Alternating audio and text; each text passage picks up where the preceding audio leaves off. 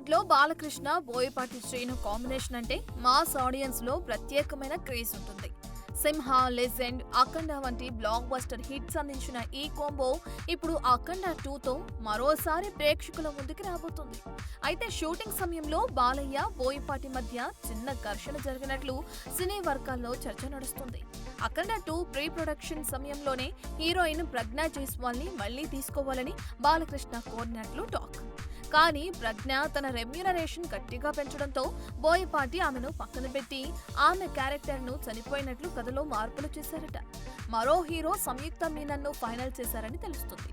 ఈ విషయం బాలయ్యకు ముందుగా తెలియకపోవడంతో ఒక కీలక సీన్ షూట్ చేస్తున్నప్పుడు ప్రజ్ఞ ఫోటో లేకపోవడం ఆయనకు ఆగ్రహం తెప్పించినట్లు తెలుస్తుంది. ఈ ఘటనతో బాలయ్య తీరుపై కొంతమంది అసహనంగా అనుకుంటున్నప్పటికీ బాలయ్య తన సినిమాలపై ఎంత ఫోకస్ పెట్టారో స్పష్టమవుతుంది.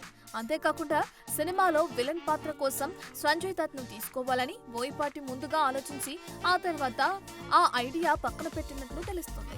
అయితే ఏ నిర్ణయం ఎందుకు మార్చారని అడిగి స్వయంగా సంజయ్ దత్ కు ఫోన్ చేసి డేట్స్ కన్ఫర్మ్ చేసుకున్నారట మన బాలయ్య.